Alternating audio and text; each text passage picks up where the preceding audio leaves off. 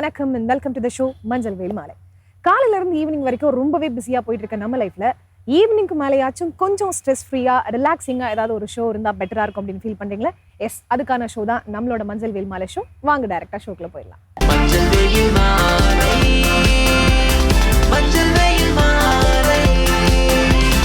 நம்ம ஷோட first segment யோகாசனம்.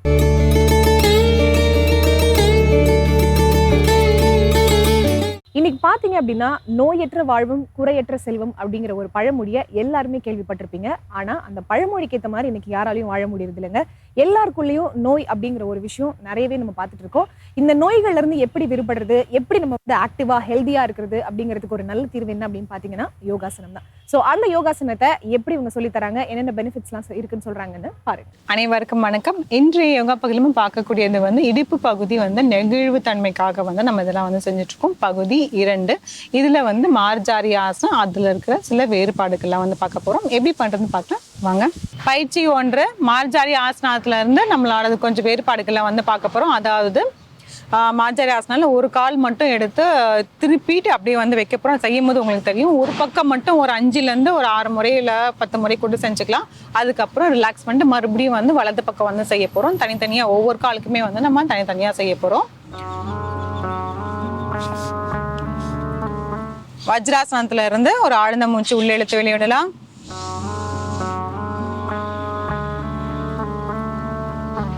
மார்ஜாரி ஆசனம் போயிடலாம். இதுல வந்து நம்மளோட தோள்பட்ட அளவுக்கு வந்து நம்மளோட கைகள் வந்து அளவு இருக்கணும். கை எந்த அளவுக்கு இருக்கோ அந்த அளவுக்கு வந்து நம்மளோட கால் பகுதியும் கேப் அதே மாதிரி இருக்கணும். இருந்துட்டு இப்போ இதுல நம்ம என்ன பண்றோம்னா, உங்களோட இடது காலை வந்து இப்படி தூக்கிட்டு இப்படி வந்து வைக்கணும். இப்போ இந்த மாதிரி பண்ணும் போது நம்மளோட மேல உடம்போ இல்லை தலையோ வந்து திருப்பக்கூடாது. வெறும் கால் மட்டும் அப்படியே போயிட்டு வர மாதிரி வச்சுக்கணும். அப்போதான் வந்து இந்த இடுப்பு பகுதி வந்து நல்லா ஃப்ளெக்சிபிலிட்டி கிடைக்கும். இந்த இடது பக்கம் இடுப்பு மட்டும் அப்படியே வந்து மூவ் ஆகிட்டு வர மாதிரி வரணும். அப்போதான் உங்களுக்கு முழுமையாக வந்து வரும். அதே மாதிரி நம்ம வலது பக்கம் பண்ணுவோம்.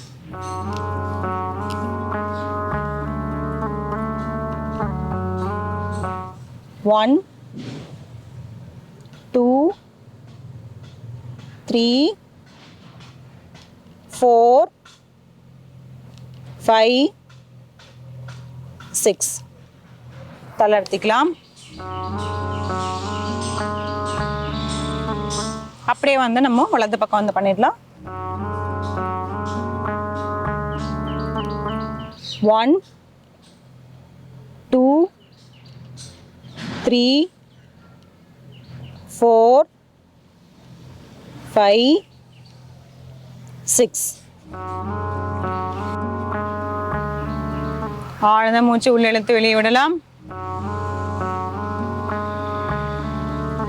இதுல வந்து அந்த சின்ன சின்ன அலைன்மெண்ட் மட்டும் தான் நம்ம பார்க்கணும். அப்போ பார்த்தோன்னு பார்த்தீங்கன்னா நம்மளோட இடுப்பு பகுதி மட்டும் மூவ் ஆகிட்டு அப்படியே வர மாதிரி இருக்கணும். நம்மளோட மேல் பகுதி வந்து மூவ் ஆகவே கூடாது. அதில் வந்து கொஞ்சம் கவனம் இருக்கணும். இதை வந்து அப்படியே பொறுமையாக வந்து செஞ்சுட்டு வரலாம். இப்போ வந்து நம்ம பண்ணது ஒரு 6 முறை செஞ்சும் 10 முறை செஞ்சுட்டு ரிலாக்ஸ் பண்ணிட்டு மறுபடியும் அடுத்த டைம் வந்து பண்ணலாம்.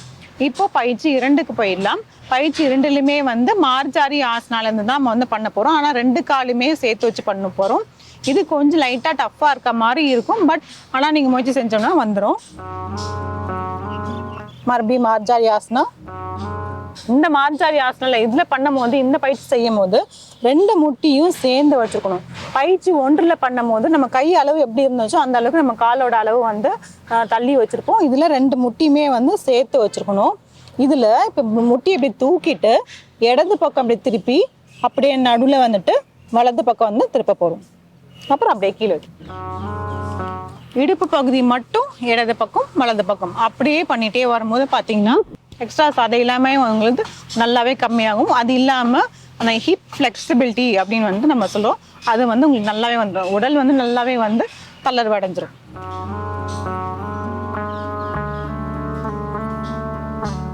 ஒரு 6 முறையை செஞ்சுக்கலாம். முட்டியை தூக்கிட்டு இடது பக்கம், நடுவில் வந்துட்டு வலது பக்கம். 1 2 3 4 5 6 தளர்த்திக்கலாம்.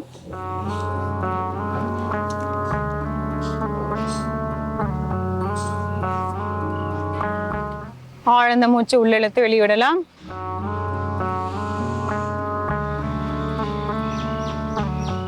பயிற்சி 1ல் மார்ஜாரி ஆசனா வந்து செஞ்சுட்டு அதில் நாங்கள் சொன்ன மாதிரியே வந்து கைகள் வந்து ரெண்டுமே வந்து கொஞ்சம் தள்ளி வச்சுட்டு கால் அதுக்கு ஏற்ற மாதிரியுமே தள்ளி வச்சுட்டு ஒரு கால் மட்டும் இப்படி தூக்கி சைட் வேர்ட்ஸில் வந்து அப்படி தூக்கிட்டு மறுபடியும் வைக்க போகிறோம்.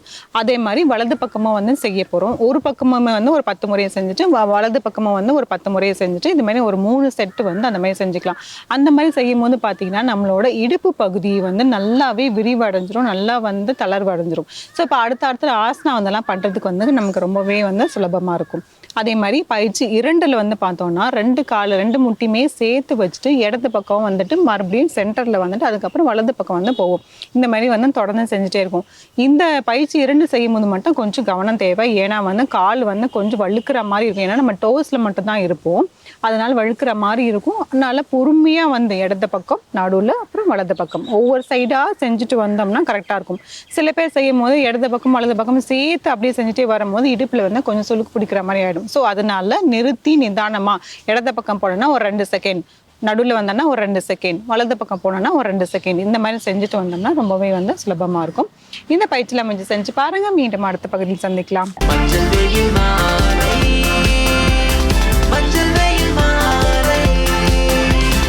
நம்ம ஷோட நெக்ஸ்ட் செக்மெண்ட் இங்கிலீஷ்ல பேசலாம்.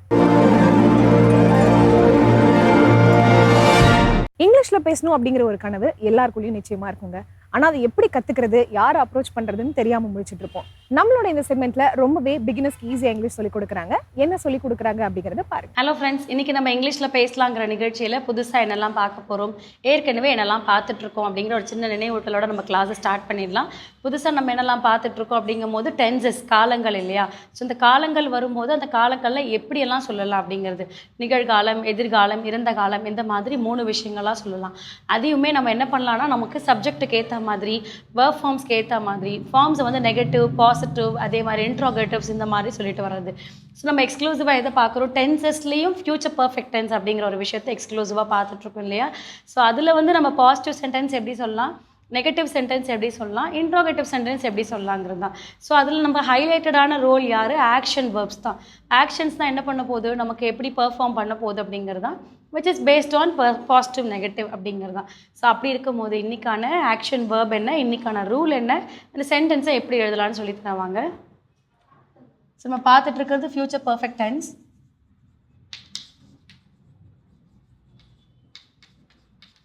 ஸோ அதில் வந்து நெகட்டிவ் ஃபார்ம்ஸ் பார்த்துட்ருக்கோம்.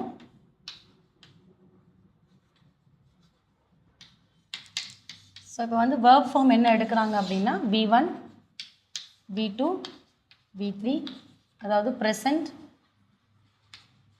Past, past participle. V1 வந்து ஃப்ளை, V2 என்னென்னா ஃப்ளூ. ஸோ V3 வரும்போது ஃப்ளோன். அதாவது ஃப்ளை வந்து பற, ஃப்ளூ வந்து பறக்க, ஃப்ளோன் வந்து பறந்தது. ஸோ ஃப்ளை, ஃப்ளூ, ஃப்ளோன் அப்படிங்கிறது தான் பறக்க, பறந்தது. அப்போ என்ன பண்ணுறாங்க, த பேர்ட் கேன், இல்லைன்னா நம்மளையே கூட சொல்லுவாங்க ரொம்ப மேலே பறக்காத கீழே வாணுவாங்க இல்லையா? ஸோ அது கூட நம்ம இதெல்லாம் பயன்படுத்திக்கலாம். ஸோ அப்போ வேர்ப் இஸ் ரெடி. இப்போ நம்ம என்ன பண்ணலாம், சப்ஜெக்ட் எடுத்து எழுதுவோம்.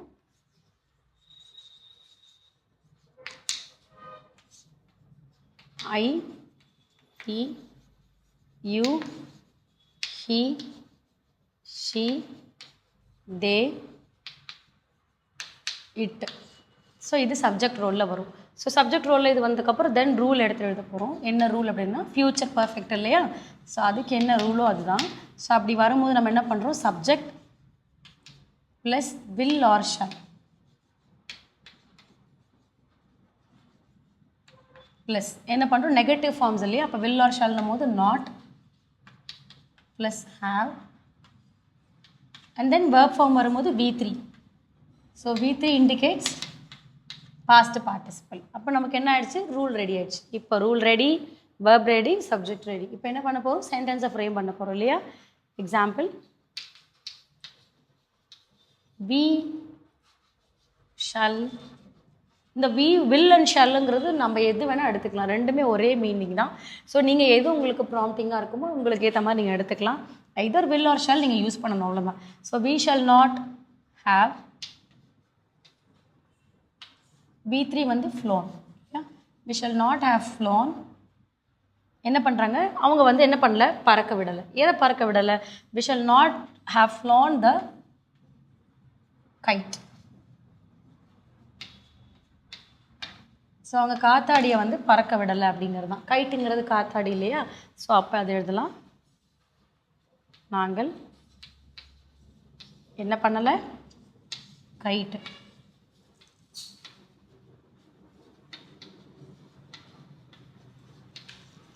காத்தாடியை shall not have flown.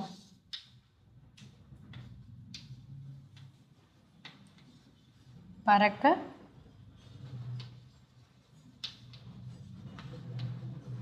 செய்திருக்க மாட்டோம். ஸோ ஃப்யூச்சர் அப்படின்னு வரும்போது அந்த ஃப்யூச்சரை நம்ம ஃப்ரேம் பண்ணும்போது தான் நம்ம என்ன பண்ணுறோன்னா பறக்க செய்திருக்க மாட்டோம் அப்படின்னு எழுதுறோம். ஆக்சுவலாக பறக்க விட்டிருக்க மாட்டோம்னு எழுதலாம், அப்படியும் பண்ணலாம். பட் ஆனால் அது வந்து இன்ஃபார்மலாக இருக்கும். ரொம்ப ஃபார்மலாக இருக்கணுன்றதுனால தான் செய்திருக்க மாட்டோம்னு எழுதுகிறேன். இன்ஃபார்மலாக நீங்கள் சொல்லணும்னா பறக்க விட்டிருக்க மாட்டோம் அப்படின்னு சொல்லியிருக்கலாம். பேச்சு வழக்கில் நம்ம பேசுவோம் இல்லையா, அப்போ நம்ம சொல்கிறது. ஸோ அதனால தான் இப்படி இருக்குது. நீங்கள் மேபி யோசிக்கலாம், இங்கே செய்திருக்க அப்படிங்கும் போது லாஸ்ட் டைம் மேட் யூஸ் பண்ணோமே, இங்கே மேட் வரலையே, அப்புறம் ஏன் இது வருதுங்கிறதுக்கான ரீசன் இதுதான். ஃபார்மலாக பேசணுன்னா சொல்லுங்கள், இல்லை இன்ஃபார்மலாக பேசணுன்னா இதை அப்படியே கட் பண்ணிட்டு இந்த இடத்துல பறக்க விட்டிருக்க மாட்டோம் அப்படிங்கிற மாதிரி நீங்கள் எழுதிக்கலாம். தென் சப்ஜெக்டில் வரும்போது நாங்கள்னும் போது தான் நம்ம என்ன பண்ணுறோம், 2 பேர் இங்கே குறிக்கும் போது தான் இங்கே 2 பேர் குறிக்குது. மாட்டோம் அப்படிங்கிறது இல்லைன்னா கிடையாது இல்லையா? ஸோ அதுதான். ஸோ அப்போ நமக்கு இந்த இடத்துல ஷல் நாட் ஹேவ், இதை நீங்கள் ஷல் நாட்னா சொல்லணும்னு அவசியம் இல்லை, வில் நாட்னு சொல்லிக்கலாம். இதையே நீங்கள் இன்னொரு ஃபார்மில் won't அப்படிங்கிறதையும் நீங்கள் சொல்லலாம். வி won't அப்படிங்கிறதையும் நீங்கள் சொல்லிக்கலாம் ஷார்ட் ஃபார்மில். ஸோ எனிதிங் அதை நீங்கள் வந்து நெகட்டிவாக பெர்ஃபார்ம் பண்ண போகிறீங்க பேஸ்ட் ஆன் யுவர் ஃப்யூச்சர் அப்படிங்கிறது தான். அண்ட் அது என்ன பறக்க விடுறீங்களா இல்லையா, அந்த வேர்ப் என்னவோ அந்த வேர்பை இங்கே நீங்கள் ப்ரொஜெக்ட் பண்ணுறீங்க. ஸோ இது வந்து கைட் தான் சொல்லணுங்கிறதும் கிடையாது. Depends on that. எதை வேணால் சொல்லிக்கலாம், இல்லை பேர்ட் ஏதாவது சொல்லிக்கலாம், இல்லை நம்மளுடைய ஒரு ஹாப்பினஸ் சொல்லிக்கலாம். ஏதாவது நீங்கள் அதை பறக்க விடுறது தான், அது எனிதிங் கேன் பி. ஸோ நீங்கள் அது என்ன ஃபிக்ஸ்டாக வருமோ நீங்கள் அதை சொல்லிக்கலாம், அந்த ஃபிக்ஸ்டு ஃபார்மேட்ஸை நீங்கள் சொல்லிக்கலாம். ஸோ அப்போது அப்படி இருக்கும்போது இந்த ஃப்ளை ஃப்ளியூ சிலருக்கு வந்து டவுட் ஆகும். ஃப்ளியூ அப்படிங்கிறதுல வந்து 2 விதமான சவுண்ட் இருக்குது. ஃப்ளியூ அப்படிங்கும் போது பார்த்தீங்கன்னா உங்களுக்கு பறக்க, அதாவது the bird or kite or something else. இதிலே வந்து ஃப்ளூ அப்படின்னு இருக்கு. ஃப்ளூ அப்படிங்கிறது நம்மளுடைய ஜெர்ம்ஸ், நமக்கு லைக் கோல்டு அந்த மாதிரி காஃப் வந்ததுன்னா வந்து நம்ம ஸ்னீஸ் பண்ணுவோம், தும்புவோம் இல்லையா, அதுலேருந்து வரக்கூடியது தான் ஃப்ளூஸ் அப்படின்னு சொல்லக்கூடிய வைரல் அப்படிங்கிறது. ஸோ 2 விதமானது. மேபி ஒரு சின்ன ஒரு சவுண்ட் வேரியேஷன்ஸ் தான் 2த்துக்குமே இருக்கும். அதனால் கன்ஃபியூஸ் ஆகிக்காதீங்க. ஃப்ளூக்கும் ஃப்ளியூக்கும் வந்து கன்ஃபியூஸ் ஆகாதீங்க. ரெண்டுமே வித்தியாசமானது. ஸோ அந்த சவுண்ட் மேபி வேணால் 1 or 2ல் ஃபெனடிக்கில் நமக்கு சவுண்ட் வேரியேஷன்ஸ் இருக்கலாம். ஸோ இன்றைக்கான வேர்ப் ஃபார்ம், இன்றைக்கான சென்டென்ஸ் நம்ம பார்த்துருக்கோம்னு நினைக்கிறேன். ஸோ இந்த வேர்ப் ஃபார்ம் வச்சுட்டு நீங்கள் ஒரு 5 to 10 சென்டென்ஸ் ஹோம்ஒர்க் பண்ணுங்கள். அடுத்த கிளாஸில் அடுத்த இன்ட்ரெஸ்டிங்கான சென்டென்ஸோடு உங்களை மீட் பண்ணுறேன். தேங்க்யூ.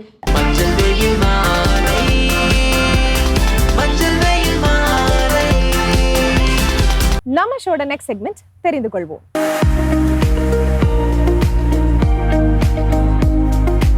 இந்த உலகத்துல நம்மளுக்கு எல்லாமே தெரியும் அப்படின்னு யாராலையும் சொல்லவே முடியாதுங்க. ஒவ்வொரு விஷயமும் நமக்கு புதுசு புதுசா தெரிஞ்சுக்கிறதுக்கு தினமும் இருந்துட்டே தான் இருக்கும். அந்த வகையில இன்னைக்கு நம்ம பார்க்க போற அந்த புது தகவல் என்ன அப்படிங்கறத பார்க்கலாமா? வாங்க. வசந்த் டிவி ரசிகர்களுக்கு வணக்கம். இன்னைக்கு நம்மளுடைய தெரிந்து கொள்வோம் நிகழ்ச்சியில தெரியாத பல விஷயங்களை தெரிஞ்சுக்க போறோம். பிளாஸ்டிக் சர்ஜரி, இதை சொன்னா தெரியாத ஆட்கள் உண்டா அப்படின்ற மாதிரி தான் இருக்கும் இப்போ. ஆனா இது ஒன்றும் புதுசு கிடையாதுல்ல. 2000 ஆரம்பிச்சிட்டாங்க. நிறைய ஆக்டர்ஸ் பிளாஸ்டிக் சர்ஜரி பண்ணியிருக்காங்க அப்படின்றதும் நமக்கு தெரியும். ஆனால் இந்த பிளாஸ்டிக் சர்ஜரி அப்படின்றது ரொம்ப அட்வான்ஸ்ட் ஆயிருச்சு இப்போ அப்படின்னு தான் சொல்லணும். ஏன்னா ஒரு ஆளையே மாத்தலாம். நிறைய படங்கள்ல அப்போ இந்த மாதிரியான டெக்னாலஜி வரலனாலும் கற்பனையில உருவான ஒரு விஷயம். ஆனா இப்போ ஆளுடைய அடையாளத்தையே மாற்றக்கூடிய அளவுக்கு பிளாஸ்டிக் சர்ஜரியுடைய வளர்ச்சியானது இருக்கு. 2009 அதுவும் குறிப்பா சவுத் கொரியால ஒரு 23 கேர்ள்ஸுக்கு சர்ஜரி பண்ணியிருக்காங்க. அந்த 23 கேர்ள்ஸோட பாஸ்போர்ட்ல இருக்கிற போட்டோவும் அவங்களுடைய போட்டோவும் மேட்ச் ஆகவே இல்லை. இதனால பெரிய குழப்பமே ஏர்போர்ட்ல நடந்திருக்கு. அந்த அளவுக்கு ரொம்ப தத்ரூபமான பிளாஸ்டிக் சர்ஜரிஸ்லாம் பண்ண ஆரம்பிச்சிட்டாங்க அப்படின்னு தான் சொல்றாங்க. அண்ட் சவுத் கொரியால குறிப்பா நிறைய பேர் பிளாஸ்டிக் சர்ஜரி பண்றாங்க. அண்ட் அங்க ஹை எக்யூப்மெண்ட்ஸ்லாம் இந்த பிளாஸ்டிக் சர்ஜரிக்கு யூஸ் பண்றதுனால கொஞ்சம் கூட பிசுரே தட்டாம சிறப்பா செய்றாங்களாம். அடையாளமே தெரியாம மாறுற பிரச்சனைகள்னால இதை சார்ட் அவுட் பண்றதுக்காக எங்க பிளாஸ்டிக் சர்ஜரி பண்றாங்களோ அந்த டாக்டரே இவங்க பிளாஸ்டிக் சர்ஜரி பண்ணிருக்காங்க பிஃபோர் ஆஃப்டரோட சர்டிபிகேட்டை ஒன்று ப்ரொவைட் பண்றாங்க.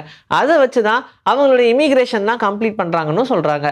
சாதாரணமா நம்ம டாக்ஸ் எல்லாத்துக்கும் பெல்ட் போடுறோம். எதுக்கு அப்படின்னு கேட்டா கழுத்துக்கு தனியா போடுவாங்க, பாடியோட சேர்த்த மாதிரி போடுவாங்க. கழுத்துனா அந்த பப்பியோடைய வெயிட் கொஞ்சம் கம்மியா இருக்கும், கழுத்து ஓகே தான். ஆனா ரொம்ப அதிகமான வெயிட் இருக்கும் போது அப்ப கழுத்துல போட்டோம்னா அந்த கழுத்து சோக் பண்றதுக்கான சான்சஸ் இருக்கு. அதனால பாடியோட சேர்த்து பெல்ட் போடுவாங்க. அதுலயும் அந்த காலர்ல போடக்கூடிய அந்த பெல்ட்டுக்கு ஒரு சில பெல்ட்ஸ்ல ஸ்பைக்ஸ் இருக்கும், முள்ளு முள்ளா இருக்கும். அது எதுக்கு அப்படின்னு கேட்டீங்கன்னா, முன்னாடிலாம் நாயை நம்ம தற்காப்புக்காக தான் வளர்த்துட்டு இருந்தோம். அப்போ வேட்டையாடுறதுக்காகலாம் போவாங்க. அப்போ ஏதோ ஒரு ஓநாயோ நிறைய அதோடைய கழுத்தை கவிடக்கூடாது, ஒருவேளை அது கவிடுச்சு அப்படின்னா அப்போ அந்த நாய்க்கு டேஞ்சர் ஜோன் வரதுக்கு சான்சஸ் இருக்கு. அதனால அது தப்பிச்சுக்கணும் அப்படின்றதுக்காகவே ஸ்பைக் பெல்ட்ஸை மனிதர்கள் போட ஆரம்பிச்சாங்க. அது இப்போ ஃபேஷன் அப்படின்னு சொன்னாலும் நாயுடைய உயிரை காப்பாத்துறதுக்காக கண்டுபிடிக்கப்பட்ட ஒரு காலர் பெல்ட் தான் அந்த ஸ்பைக் பெல்ட்ஸ். டாக்டர்ஸ் எல்லாம் சர்ஜரி பண்ணும்போது அவங்க ப்ளூ இல்லைன்னா கிரீன் கலர் ட்ரெஸ் தான் போட்டிருப்பாங்க. இதுக்கு என்ன ரீசன்? டாக்டர்னாலே ஒயிட் தானே போட்டிருக்கணும், அப்போ சர்ஜரி பண்ணும்போது அதே போட வேண்டியதானே அப்படின்னு பார்த்தா அங்கதான் பின்னாடி இருக்கக்கூடிய ரீசனை நீங்க தெரிஞ்சுக்கணும். ஆக்சுவலா சர்ஜரி பண்ணும்போது அவங்க பிளட்டை பார்ப்பாங்க இல்லையா? பிளட்டை பார்த்துட்டு திரும்ப ஒயிட் பார்த்தோம் அப்படின்னா அந்த இடத்துல அதற்கு ஆப்போசிட்டான கலர் காட்டுறதுக்கு சான்சஸ் இருக்கு. ஸோ கிரீன் ப்ளூ இது ரெண்டுமே ரொம்ப நியூட்ரலா இருக்கும். அதனால அந்த கன்ஃபியூஷனே இருக்காது அப்படின்றதுக்காக தான் இந்த கலர்ஸ் எல்லாம் சூஸ் பண்றாங்க. இந்த ஒயிட் கலர் தியரி அப்படின்ற விஷயம்லாம் நம்ம கேள்விப்பட்டது தான். இப்போ வரைக்குமே நிறைய பேருக்கு ரெட் கிரீனுக்கே வித்தியாசம் தெரியாது. அந்த அளவுக்கு நம்மளுடைய பிரெயின் கன்ஃபியூஸ் ஆகுது இல்லையா? அதே மாதிரி ரொம்ப நேரம் பிளட்டை பார்த்துட்டு சடனாக நம்ம ஒயிட் கலரை பார்க்குறோம்னு வச்சுக்கோங்க, அப்போ அதுக்கான ஆப்போசிட் கலர் என்னவோ அதை தான் காட்ட ஆரம்பிக்கும். இது ஒயிட்னு கிடையாது, வேற எந்த கலராக இருந்தாலும் சரி. ஆனால் கிரீன் அண்ட் ப்ளூக்கு மட்டும் இது அப்ளிகபிள் கிடையாது. சிம்பான்சி, கொரில்லா என்னதான் பார்க்கறதுக்கு ஒரே மாதிரி இருந்தாலும் ஜெனட்டிக்கலி பார்க்கும்போது சிம்பான்சியோடைய ஜெனட்டிக்ஸ் எல்லாமே ஹியூமன்ஸோட தான் அதிகமாக மேட்ச் ஆகுது. ஈவன் கம்பேர் பண்ணும்போது கொரில்லாவோட அப்படின்னு சொல்றாங்க. கொரில்லாவை விட மனிதர்களுக்கும் சிம்பான்சிக்கும் அதிக லெவலில் ஜெனட்டிக்ஸ் ஒத்து போகிறதுனாலேயே நாம பார்க்குற சிம்பான்சிஸ்லாம் ரொம்ப அறிவாளியாகவும் மனிதர்கள் அளவுக்கு செயல்படுற திறன் இருக்கிறதாவும் இருக்கு. இப்போ இந்த சிம்பான்சி எல்லாமே நமக்கு கிட்டத்தட்ட நெருங்கிய சொந்தங்கள். ஆனா கொரில்லாலாம் ஒன்று விட்டா மாமா பசங்க. QR ஸ்கேன் கோட்ஸ் எல்லாத்தையுமே நம்ம பார்க்குறோம். ஆனால் முன்னாடி இதை கண்டுபிடிக்கும் போது பெருசாக யாருமே இதுக்கு இன்ட்ரெஸ்ட் எடுக்கல. ஈவன் தோ அவங்களுடைய விசிட்டிங் கார்டு, வெப்சைட்ஸ் எல்லாத்துலேயுமே QR இருந்தாலுமே அந்த கோடை ஸ்கேன் பண்ணும் அப்படின்ற ஒரு விஷயமே யாருக்கும் பிடிக்காது. சின்னதாக ஒரு சோம்பேறித்தனம் இருந்தாலும் அதில் இன்ட்ரெஸ்ட் இல்லை. ஆனால் இப்போ QR ஸ்கேனரை நம்ம எந்த அளவுக்கு யூஸ் பண்ணுறோன்னு பார்த்துக்கோங்க. நார்மலாக நம்மளுடைய டெய்லி லைஃப்பில் ஒரு 10லேருந்து 15 தடவையாவது QR மினிமலாக யூஸ் பண்ணிடுவோம். அதிகமாக டிரான்சாக்ஷன் பண்ணுறவங்கலாம் ஒரு 100 தடவை பண்ணாலும் ஆச்சரியப்படுறதுக்கு இல்லை. ₹1-2 கூட QR ஸ்கேன் பண்ணி தான் நம்ம அனுப்பிட்டு இருக்கோம். ஆனால் அப்படிப்பட்ட இப்போ யூசேஜில் இருக்கக்கூடிய இந்த QR ஸ்கேன் கோட்ஸ் எல்லாம் ரொம்ப அட்வான்ஸ்ட் ஆயிடுச்சு அப்படின்னு சொல்லலாம். முன்னாடி அந்த QR கோட்ல இருந்து சின்னதாக ஏதோ ஒன்று அழிஞ்சாலும் அது ஸ்கேன் ஆகாது. ஆனால் இப்போ ரொம்ப அட்வான்ஸ்மெண்ட் பண்ணி 30% அதுலேருந்து எரேஸ் ஆனாலும் ஸ்கேன் பண்ணால் டிடெக்ட் ஆகிற மாதிரி தான் கண்டுபிடிக்கிறாங்க. ஏன்னா தேய்மானம் யூசேஜ்லாம் ரொம்ப அதிகமாகும் போது சின்ன சின்ன ஒரு மிஸ்டேக்காகலாம் QR ஸ்கேன் ஆகாமல் போச்சுன்னா அது அவங்களுடைய பிசினஸ் பாதிக்கும் அப்படின்றதுனாலேயே இந்த சின்ன விஷயமான QR கோட் ஸ்கேனர் முடிஞ்ச அளவுக்கு அக்யூரசியா இருக்கணும், இல்லைன்னா டிரான்சாக்ஷனே மாறி போறதுக்கு சான்சஸ் இருக்கு. அதனால எப்போ இந்த QR கோட் ஸ்கேனர் மணியோட ஃபினான்ஸோட ரிலேட் ஆச்சோ அப்பவே இதோடைய அட்வான்ஸ்மெண்ட்டை ஆரம்பிச்சுட்டாங்க. இப்போ ரொம்பவே அட்வான்ஸ்டா இருக்கு. நார்மலா நம்ம செய்யக்கூடிய பாப்கார்ன்ஸ் எல்லாம் இருக்கு இல்லையா? அதெல்லாம் யூஸ்வலா நம்ம சாப்பிட்ற அந்த மக்காச்சோளத்துல இருந்தா தயாரிக்கிறாங்கன்னு நீங்க நினைக்கலாம். ஆனா அதோடைய ஷேப்பே கொஞ்சம் டிஃப்ரெண்ட். பாப்கார்னுடைய சேல்ஸுக்காகவே பாப்கார்னுடைய ஷேப்புக்காகவே எல்லாம் இப்போ மக்காச்சோளத்தை விளையல் போட ஆரம்பிக்கிறாங்க. அதனால தான் அந்த விளைச்சல்ல வர மக்காச்சோளத்தில் ப்ரிப்பேர் பண்ணக்கூடிய பாப்கார்ன்ஸ் எல்லாம் தனியாக இருக்குது. நீங்கள் என்னதான் வீட்டில் ப்ரிப்பேர் பண்ணாலும் அதுக்கு நீங்கள் கடையில் வாங்குறத கம்பேர் பண்ணும்போது ரெண்டுத்துக்கும் ரொம்ப ஹியூஜ் டிஃப்ரென்ஸ் இருக்கிறதுக்கான காரணமே இதுதான். நீங்கள் கண்ணாடி வழியாக பார்க்கும்போது என்ன கலர் போட்டிருந்தாலும் சரி, ஆனால் க்ரீனை மட்டும் ரொம்ப தத்ரூபமாக என்ஹான்ஸ் பண்ணி காட்டும். அதுக்கான ரீசன் என்ன அப்படின்னு கேட்டோம்னா, இந்த கண்ணாடியை ப்ரிப்பேர் பண்ணுறதுக்காக அயன் ஆக்சைட்ஸ் தான் யூஸ் பண்ணுறாங்க. அதோடைய கலரோ கிரீன். அதனால தான் நீங்கள் இந்த கண்ணாடிகள்லாம் வரிசையாக அடுக்கி வச்சுட்டு அதை பார்க்கும்போது அதோடைய எட்ஜஸ்லலாம் கிரீன் கலர் தெரியும். ஏன்னா அதிகமாக அது கிரீன் கலரை தான் ரிஃப்ளெக்ட் பண்ணும். இன்னைக்கு நம்மளுடைய தெரிந்து கொள்வோம் நிகழ்ச்சியில தெரியாத பல விஷயங்களை தெரிஞ்சுக்கிட்டோம். இதே மாதிரி சூப்பரான கண்டென்ட்டோட உங்களை நான் வந்து சந்திக்கிறேன். Until then, this is bye from Vijayashree. Take care. Finally நம்ம ஷோட எண்டுக்கு வந்தாச்சு. இன்னைக்கு நீங்க ஷோல பார்த்த எல்லா செக்மெண்ட்ஸுமே உங்களுக்கு ரொம்ப பிடிச்சிருக்கும் அப்படின்னு நம்புறேன். இதே மாதிரி ஒரு சூப்பரான எபிசோட்ல மீண்டும் சந்திக்கலாம். Until then, it's bye from Farita and Manjal Velmaliji.